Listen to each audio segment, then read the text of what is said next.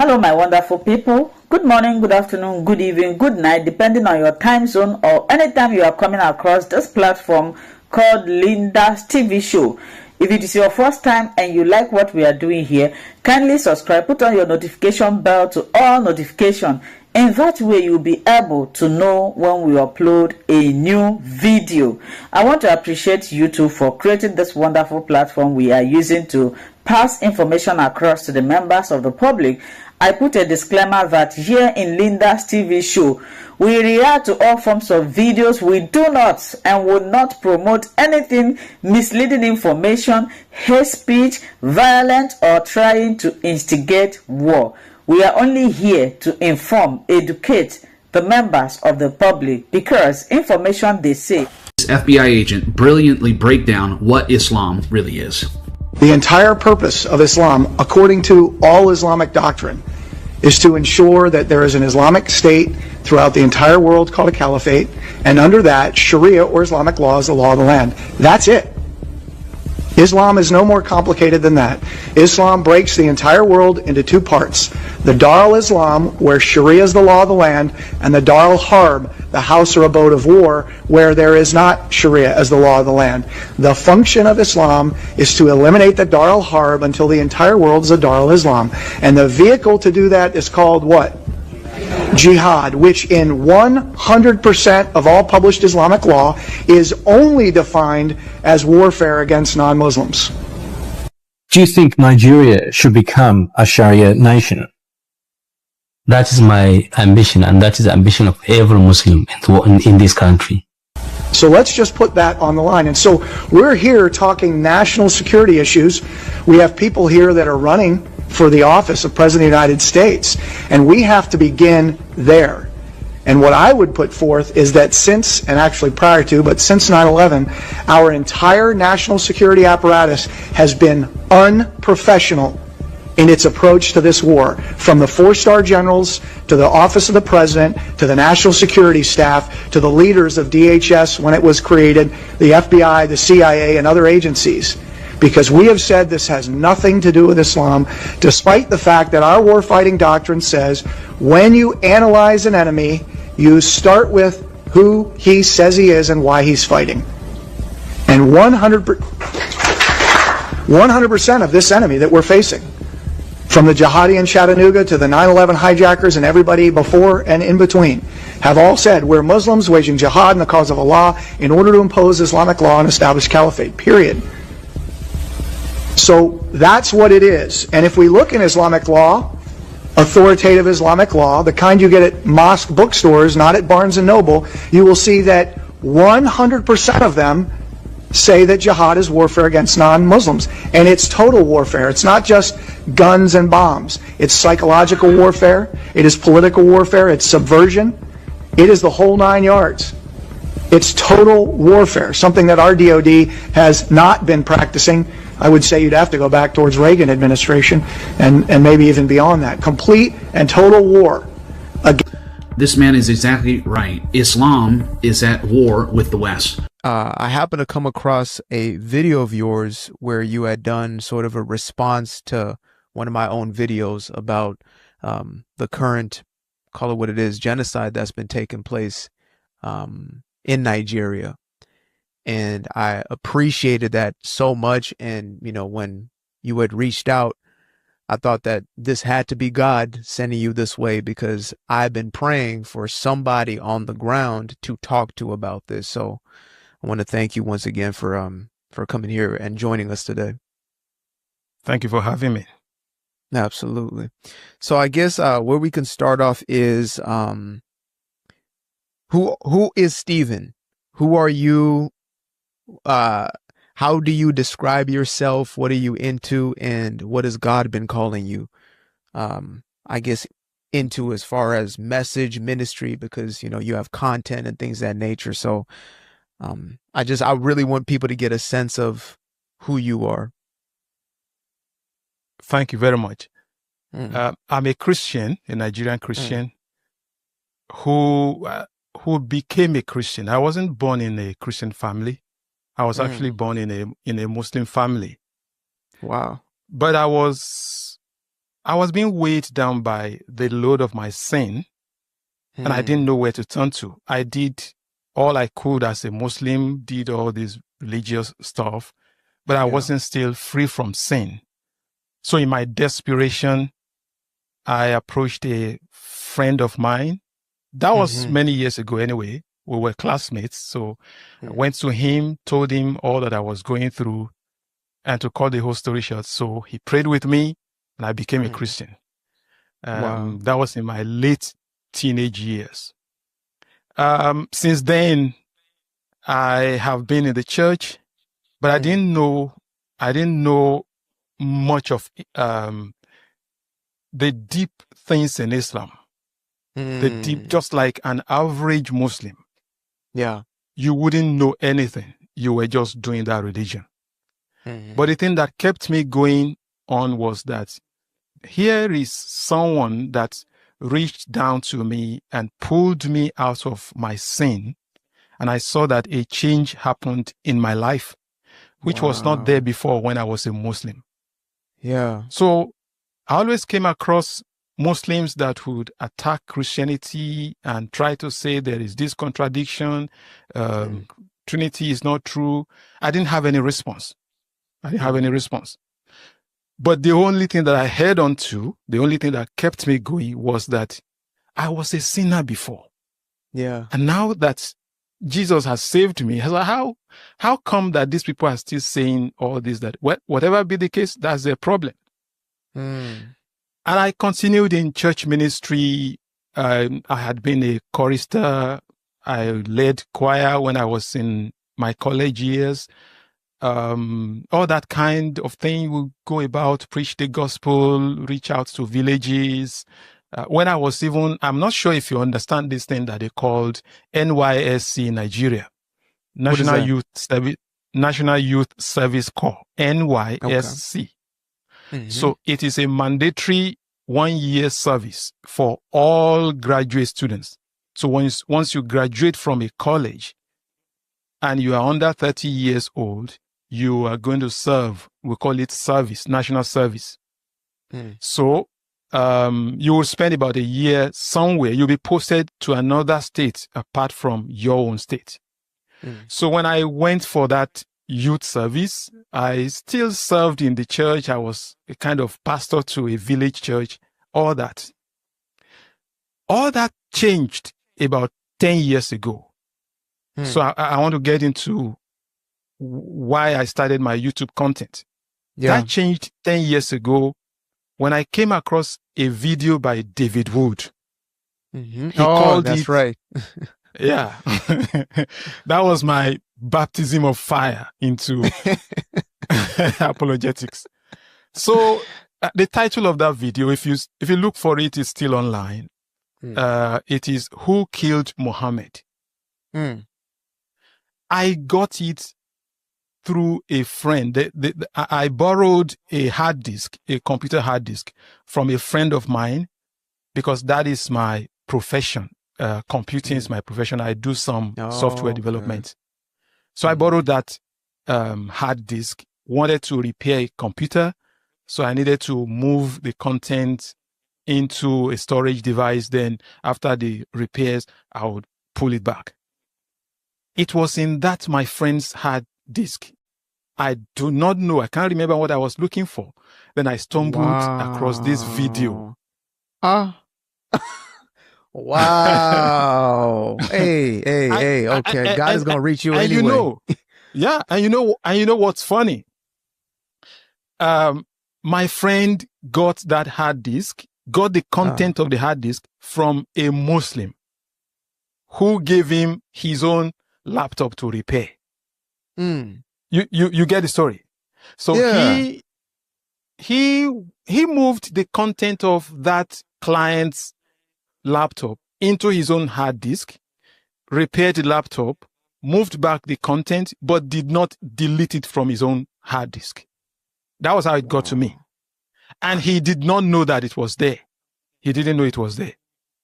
So when I watched that video for the first time, Who Killed Muhammad? I was dazed because it was so telling.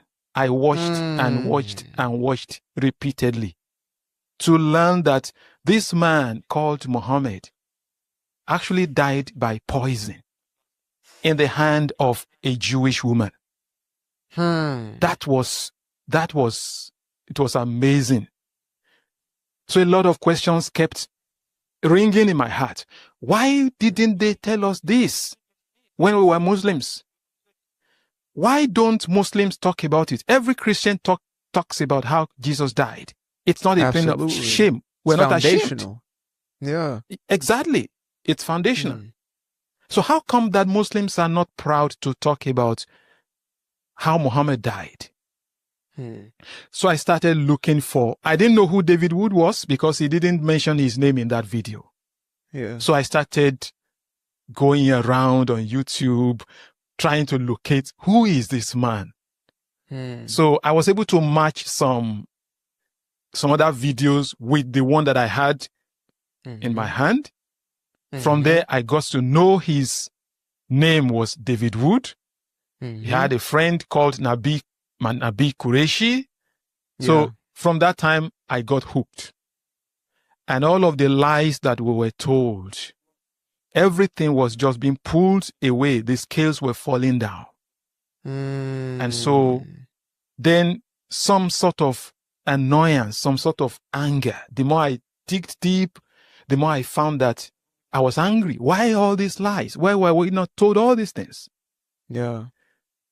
Then I started going into some other Christian contents. Mike Winger, Jay Smith, when he was at Speaker's Corner, and many other people. I got to know Frank Turek. I got to know all these people. Yeah. So I started looking into the foundations of Christianity and how you can intellectually prove it. Oh, I got blown away. Hey. So I felt my own people, whether in the church or in the mosque, they are not aware of these things. Why?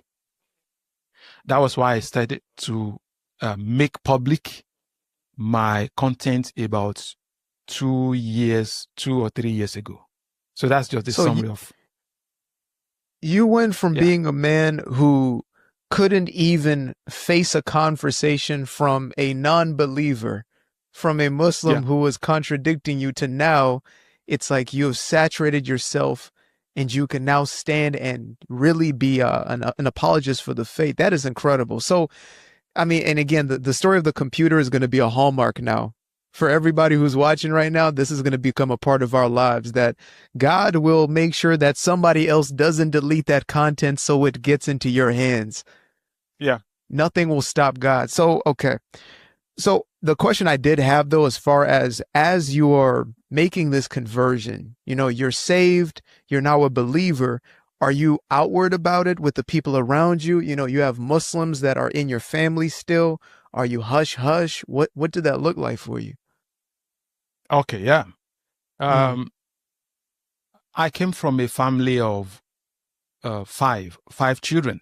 I was the firstborn. Okay. My parents weren't that religious, but they got very, very crazy when I told them I was going to church. Wow. It wasn't funny. At a time, about 2 or 3 teachers had to come together and contribute my tuition fee for a term or 2, because my parents just rejected me. They rejected me. But I persisted by God's grace. I was surrounded by Christians, real Christians, because I attend a, we call it gospel church here. We call it these Pentecostal churches. There are many around. I happened to attend one then. So they surrounded me, didn't allow the persecution to overwhelm. But I got seriously persecuted by my parents. So ever since, I've had a lot of Christian friends. We've been moving fine. I've also contributed to a lot of church service here and there. So that is the story. So I guess you said your parents, it was rejection immediately. Your brothers and Yeah, sisters, the same immediately. thing, or? See, I was the firstborn. So Mm-hmm. we were all in high school. We call it secondary school Okay. here. Mm-hmm. And so since I was the firstborn, my siblings couldn't reject me. They didn't even know what was happening. They Yeah. didn't know. I tried to woo some of them. Now I have 3. I used to have 4. I'll tell you the story of how one of my younger brothers died some months ago. Wow, sorry about So then that. I was having 4 brothers and 4 sisters. I tried my best to preach to them and bring them to Christ, but my parents did not allow them. They didn't allow them. And Yeah. they couldn't face the kind of persecution that I faced. So they just went back. But one of them came to stay with me when I was on campus for about a year or so. And so we would go to church together. We would attend campus fellowship, very vibrant fellowship of brothers and sisters. He wasn't converted then until years later, when he became a young man. At that time, he was just a teenager. Tried to enroll him in a nearby secondary school so he could also get to school, while I was also a student on campus. So several years later, on his own, completely isolated from family, from everybody, the Spirit of God started dealing with him. He knew that he had to make his ways right with God. Wow. But he didn't know how to go about it. He was wondering, is Islam the way? Is Christianity the way? But then the years that he spent with me on campus kept on flooding back on his mind. He compared those years with all the other Muslims. And in his own words, he saw the difference. This is a Christian. This is the only Christian in this family. But I see his life is different from every other person. Yeah. So he chose to follow Christ. That was how he got converted. He repented and became a believer himself. Unbelievable. He passed away. So this is the same brother. He was the second oldest? No, he was the second to the last. The second to the last. So in between me and him, there are two people. So he was the 4th of the 5 children. And you're saying, so what happened to him? Wow.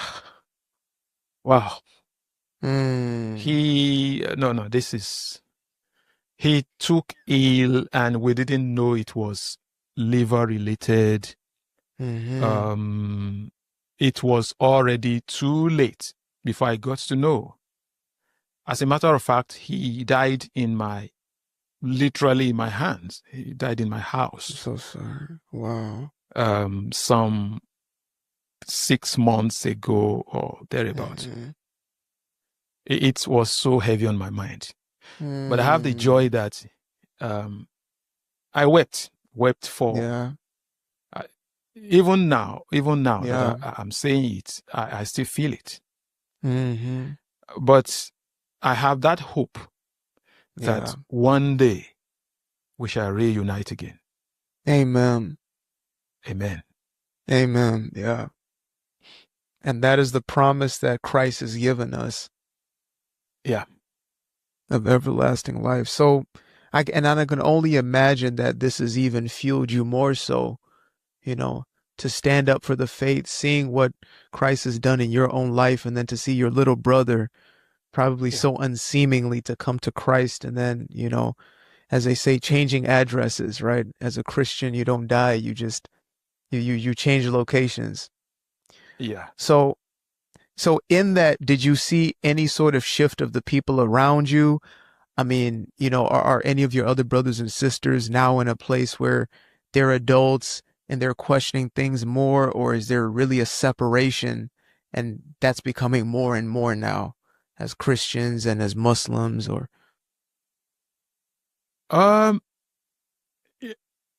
of the 4 siblings that I had, now that one is late, there are 3 remaining. Yeah. So one of them, the one following me immediately, is a hardcore Muslim. Yeah, he attended this Quranic school. You know, his own family, everybody is raised as Muslim. His wife has this burqa from head to toe. So as far as I can remember, the last time that I saw her face was more than 20 years ago. So you know the kind of level that they operate. But the 2 sisters that we are not at enmity, though. We're not. He's not. At least outwardly, we relate pretty well. Beautiful. Yeah. The 2 sisters following him. And this breaks my heart. Yeah. Because they are the average Muslim on the street who do not know their left from their right. And yet they have persisted in this way, this Islamic way. I'll call them victims. They are victims. They're victims. I'm praying that one day they will come to see the light of Christ and respond to his love. So we're all getting on fine. Both of my parents are dead now. Both of them are dead. So that's just as far as my family relationships. Wow. And thank you for sharing that. You know, that is close and intimate, and especially, you know, about your brother and how fresh that is. But again, that gives, you know, anybody out there watching to say, we can hold on to hope. And I think that's something that is more necessary now in these times, you know, which I believe is the final hour in essence for us before meeting back up with our Lord. But can you then tell me, in the last 20 or so years, or I guess I don't even want to insinuate, have things gotten drastically worse for Christians in Nigeria, or do you always remembering it being this level of persecution?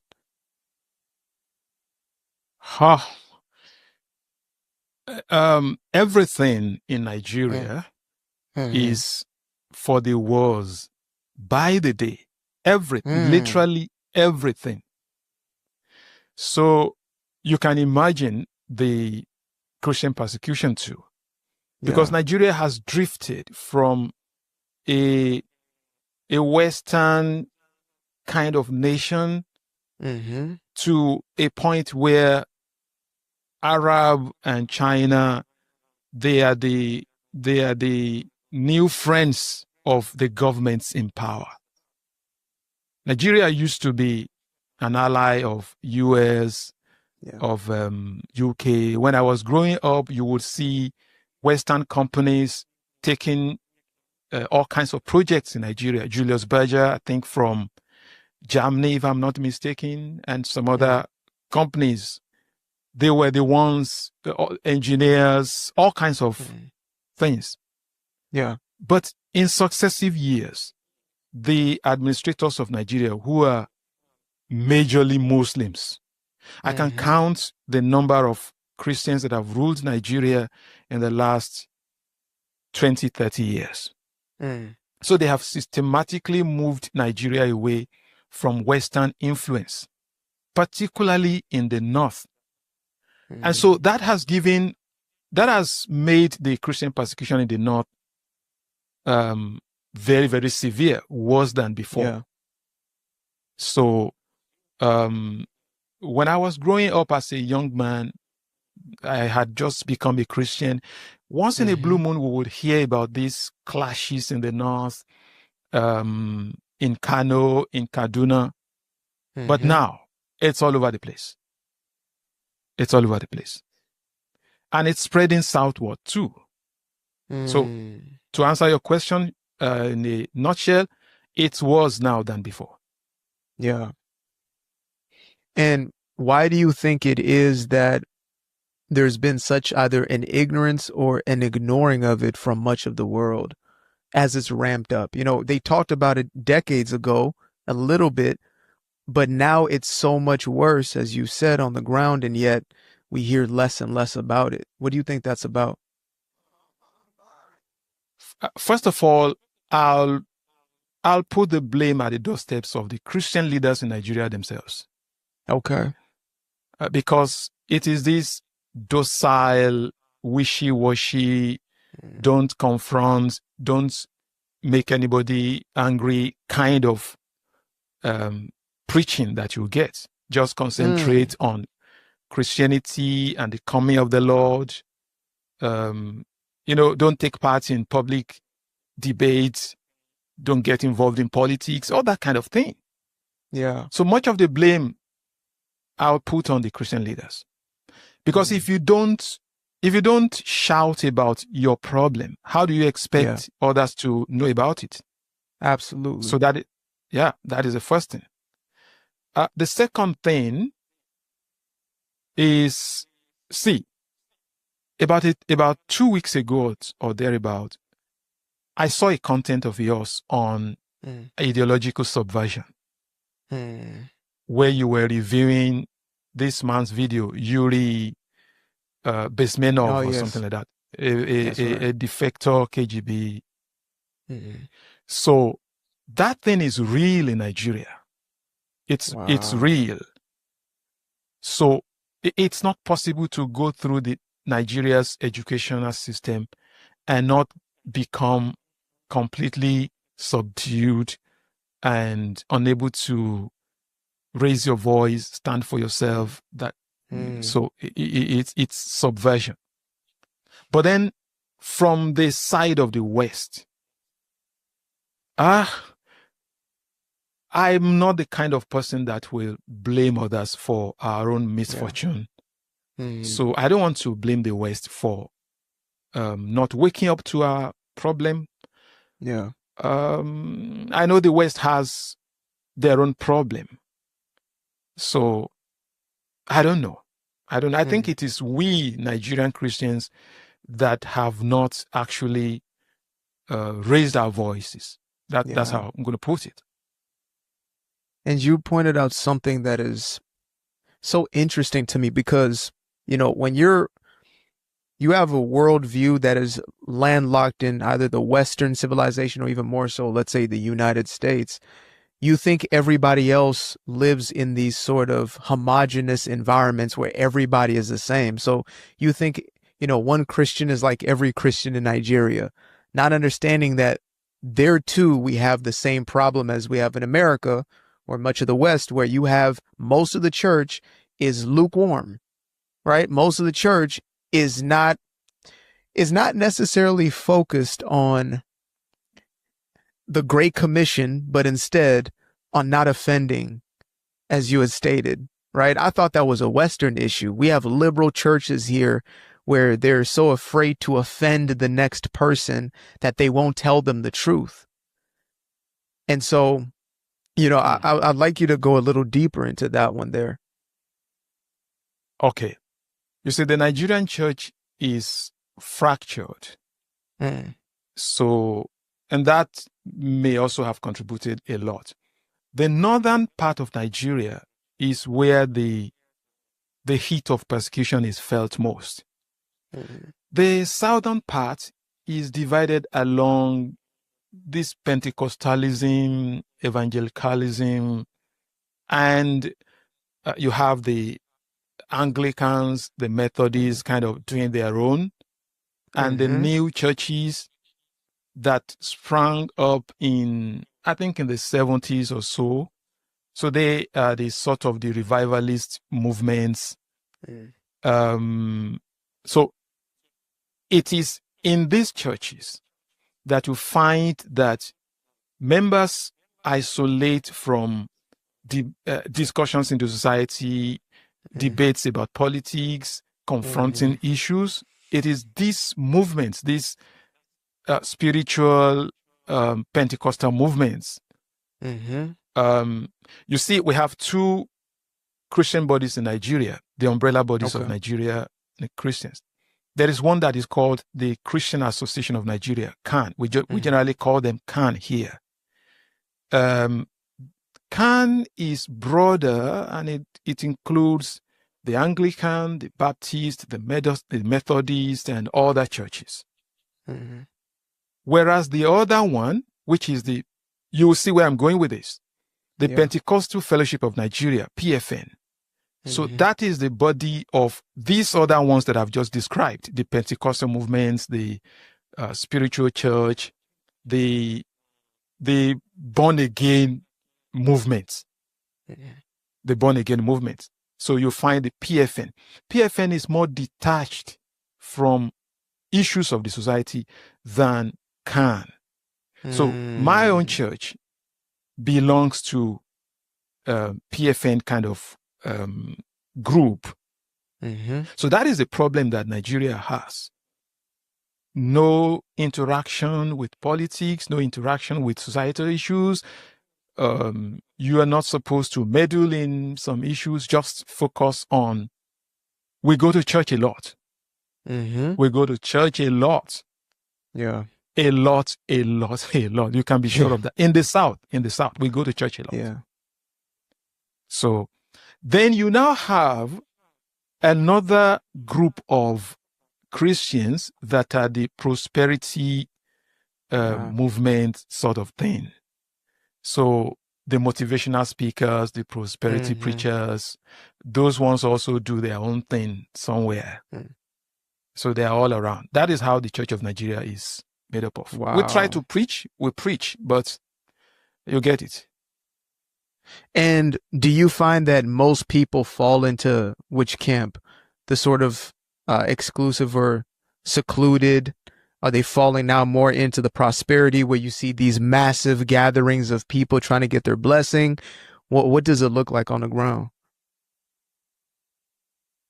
Yeah.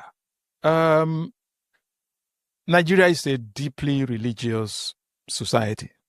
Very, very religious. So in the South here, where Christianity is more dominant, so all these groups that I've mentioned, they still have massive followership. Massive. Nearly every group has it. The prosperity preachers started coming up when Nigeria got down the slope of poverty. And so to give people hope, these other ones, they saw the opportunity and they latched onto it. So they have their own followings. They have their own followers too. So now, getting into what is, you said, mostly been concentrated in the North, but is making its way into the South. I want to have an honest conversation, because here in the West, majoritively, for lack of a better term, there are two stories. One is the mainstream narrative, which is that there is something happening to Christians in Nigeria. That's the mainstream. They don't tell you who, they don't tell you why. It's just, there's some level of persecution. Then there's the story, as far as, I guess, the more new media, more in Christian evangelical circles, etc., or Protestant circles, which is there is a concerted effort to massacre Christians at the hands of jihadists, right? Those are kind of the two existing narratives. And for me, I can only know as far as the information that I get. I pray to have the opportunity to be on the ground with brothers like yourself, but what is actually happening? You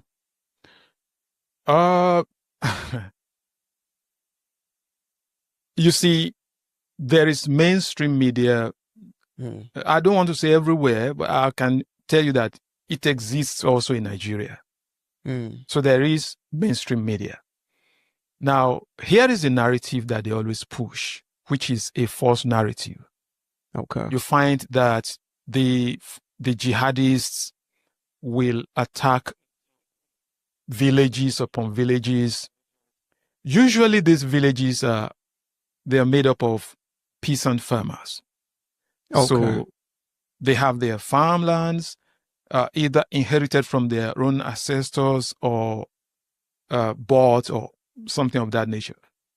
Mhm. And then the jihadists who move from the north, from the core north, some of them from Niger. If you see the map of Nigeria, in the northern Nigeria, Nigeria borders Niger in the north. Some of them Okay. move from Niger, some of them move from Chad, but they are Muslims.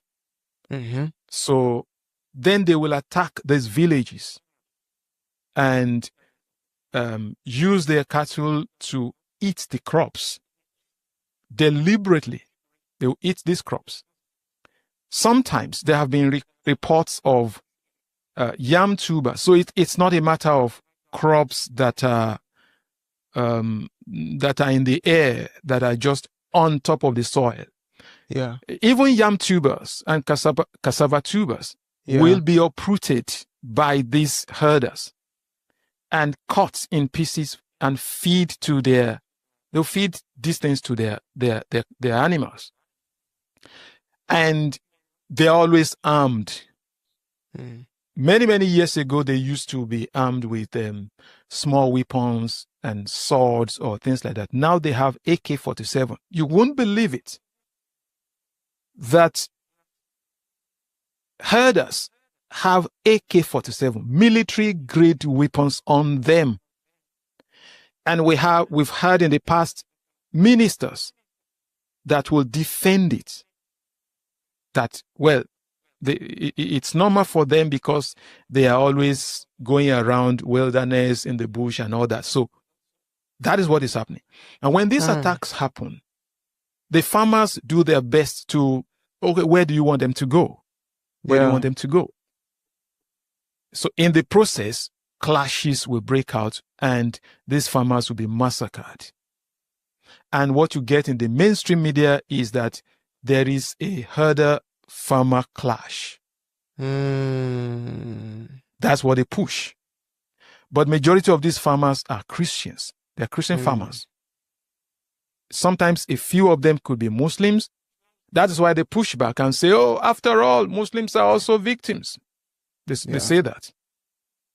So that is the point. But in addition to that, there are instances where the attacks have nothing to do with farmers and herders. Yeah. As bad as that one is, there are instances where villages, churches will be attacked and you don't see traces of animals. So it has nothing to do with animals. It is jihadist movements. Yeah. Killing upon killing upon killing. It's getting to the south also. It's getting to the south. Because about 2-3 years ago, there was a church in Owo, in Ondo State in Nigeria. Where is that? North or south? South. Okay. Yeah, particularly in Southwest. During a church service, I think it was on Sunday or so, and they were attacked. More than 100 people, 100 worshippers were killed. Children, women, everybody. So that has nothing to do with with farming. cattle. Yeah. No, nothing. But the reports about that on the ground were what? What was the story that they had behind that in the mainstream? Or when it is so obvious that they cannot hide it, then they're going to report it. Okay. And they are still very careful not to mention Islam and things like that. So they're going to come up with stories like extremists. You know, that is what they normally say. Extremists, religious, they say religious clashes, religious extremism, things like that. But we know what it is, that it is jihad. Yeah. Right. And once that kind of story is reported for some days or a week or two, that is the end. You don't hear about it again until another one happens. So being somebody who was raised a Muslim, then, you know, finds faith in Christ, has family who is in Islam, etc. And you even spoke of your sisters, because there's this kind of distinction between those who know what the actual religion is about and then those who, you know, call themselves Muslims, but they probably have never really picked up the Quran. For yourself as an apologist, as somebody who probably understands, you know, that religion better than most of those people, what is the disconnect there? Why is it that they can't make the connection between this jihad, you know, and they call it extremism, and to say this is just what Islam is? See, there is a vast difference between Christianity and Islam. Yeah. Anybody who is saying, well, all religions are the same, they don't know what they're talking about. They don't Absolutely. know. Yeah. In Christianity, when you go to church, the pastor is going to say, okay, here is my text. This is the message. So open your Bible to such and such, so chapter, this verse to this verse. And as the pastor is preaching, everybody is reading along. That does not happen in Islam. Oh, All wow. through my years of being a Muslim, I cannot remember if at any time I had any imam or sheikh reference the Quran and say, I'm taking my text from so place. So open it and let's read together. It doesn't happen. And up till now, it doesn't happen. So the average Muslim only trusts what the sheikhs and the imams say. Yeah. They just trust. But the sheikhs and imams, if you know them, and I know them, they are, you know this concept called taqiyya? Oh, yes. Okay, so you can explain it for our our audience, for some of the folks who've never heard that, actually. Wow. Okay. So there is this concept in Islam that is known as taqiyya, where Allah tells Muslims that it's okay to feign themselves in the face of danger or uncertainty when they're surrounded by enemies, even though the enemy may not be well defined, but you are surrounded by enemies, you feel insecure. So it's all right to feign your religion. It's all right to lie about your intentions, so far you do not mean it in your heart. All right. So that is the concept of taqiyya. And that has been stretched to its limits. So it's also used to defend to protect, I should say, or to cover the real intentions behind Islamic movements of jihad and this and that. So they're going to deny it. And since the average Muslim does not read these things, so all the education about true Islam they get them from Christian apologists. And for some time, they're going to doubt us. They're going to say, no, we're lying. It's not true, and things like that. So that's the disconnect. You have on one hand, some people that know that their religion teaches that. Yeah. But they're the leaders, they're the preachers, and they will never tell the followers that is true. So how do you want the followers to believe somebody like me? Even when you show them this is the thing, read it. Somehow they're still not getting it. And you would say this is what, probably 80% of those who claim to be Muslims? I would put the number higher than that. Wow. I would put the number higher than that. They're just going with it. They're just I think it is called is it herder mentality or something like that? The herd mentality. That's right. Yeah. That is it. Wow. So these imams and the individuals who are in a position of understanding, do you believe from your own observation as well as your own study that their intention is to I guess, as they're saying here, globalize the intifada? Is their goal to actually push Islam by any means necessary? Or are most of those imams doing it for personal gain, power, recognition? Are they serious jihadists that are going to go into the world and, see many of the things that we see done in the name of Allah? What do you think?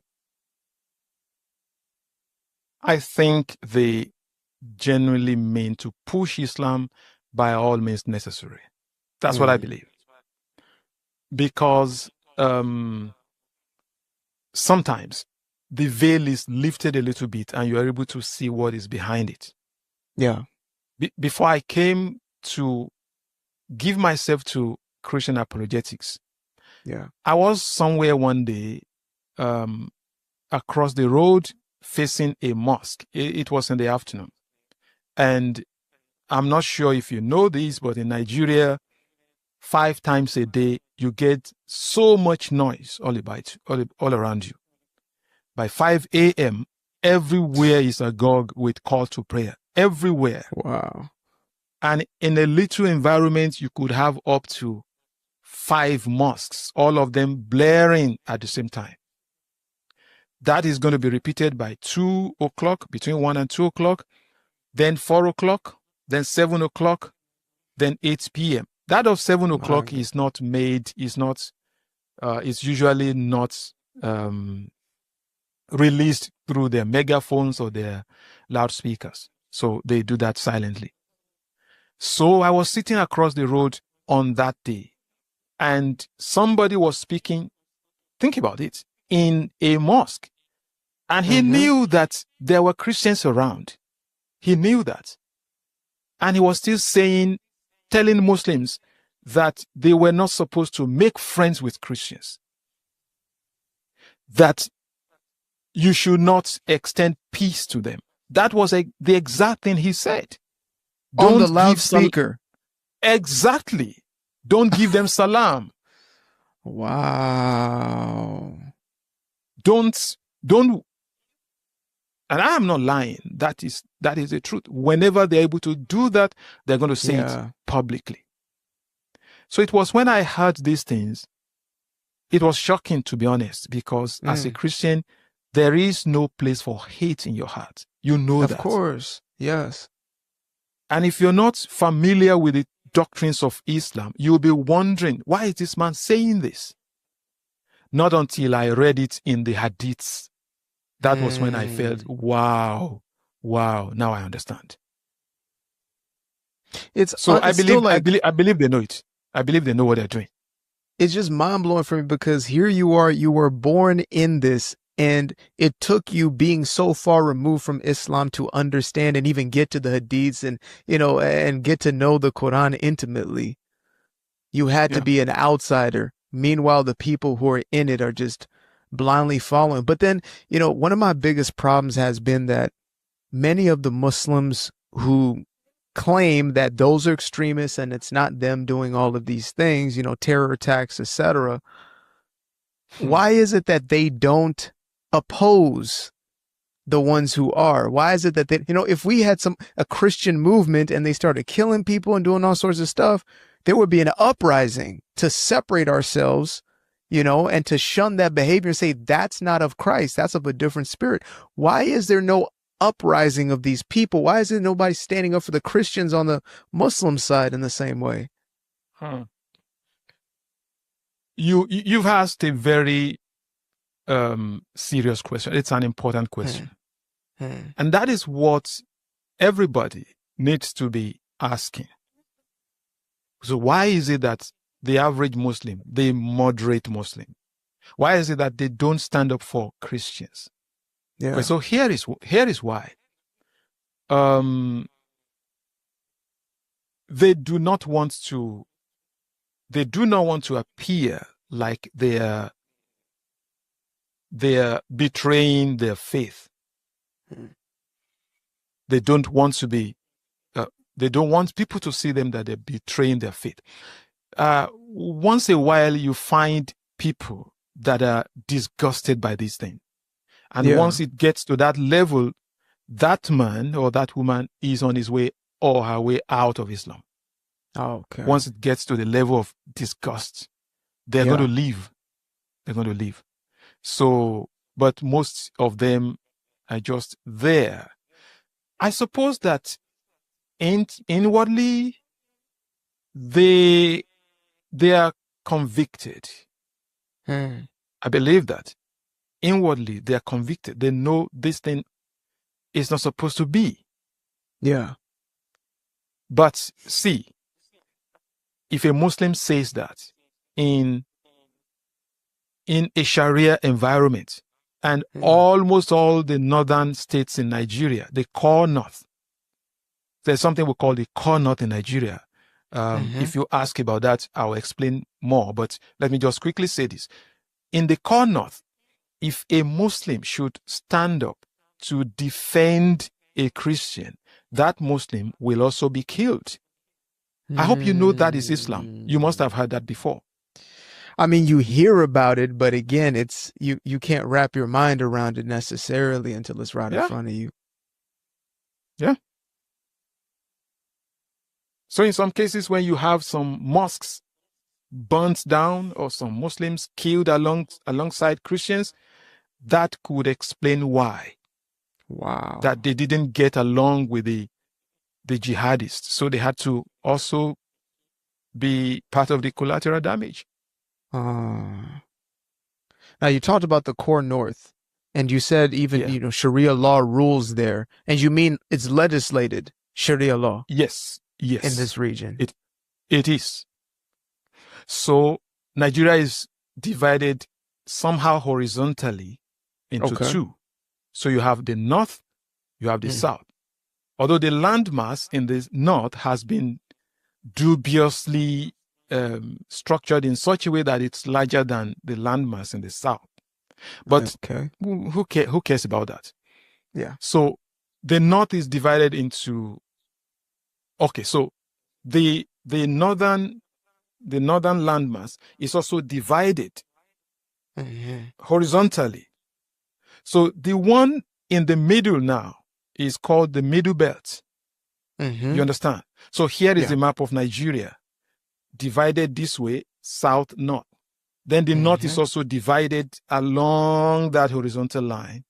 So that belt of land is called the Middle Belt.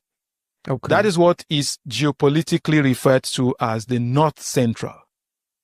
So the remaining one at the top is now divided vertically. So you have the west, northwest, and northeast. In northwest and northeast, Islam has consumed everything. Everything there, Islam has consumed. I'm not sure if you heard about Deborah Samuel. Deborah Samuel. Yeah. Who's that? So she was a Christian girl in a college of education in northwest Nigeria, Sokoto State. Sokoto State is the seat of jihad power, is the seat of Muslim domination. The Supreme Council, there's a Supreme Council of Islamic Affairs in Nigeria, the Supreme Council for Islamic Affairs. The head, the President General of that council. You know, look at how it sounds, Supreme Council for Islamic Affairs. The head of that council is from that state, Sokoto State. And he is also the Sultan of Sokoto, S-O-K-O-T-O, Sokoto State. He's the Sultan of Sokoto. So he has a sultanate there. This girl was on a campus, and on that campus, she and her mates, they were arguing on WhatsApp because the Muslims were pushing Islamic propaganda on that WhatsApp group, which, by the way, was meant for assignments, tutorials, discussions, academic discussions. But the Muslims would always be posting Muhammad stuff, Islamic stuff. So this girl decided to stand up to them. A young woman, I shouldn't say girl because she was around 22 years of old, 22 or 23 years of age. The Muslims rallied round and beat her to coma on the campus. These are her peers. Yeah, her mates. And not only so, then they set her ablaze there on the campus, a college campus, burns her down. The pictures are on the internet. As you're sitting down there, if you Google Deborah Samuel, you're going to see the video. It's on YouTube everywhere. I did a video on it a couple of days back when I was responding to this same man who calls himself the Sultan of Sokoto. That Sultan didn't do anything about the murder of Deborah Samuel. And to make matters worse, on the day the suspects were arraigned in court, more than 30 advocates showed up to defend the murderers. More than 30 to defend the murderers. About a day or two after, the youths in the north, the Muslim youths, they went on rampage, destroying property, setting things ablaze, asking for the release of the murderers that killed Deborah Samuel. And you know what? They were released. No justice till now. They were released. However, in another state, somewhere there, also in the north. In the northwest?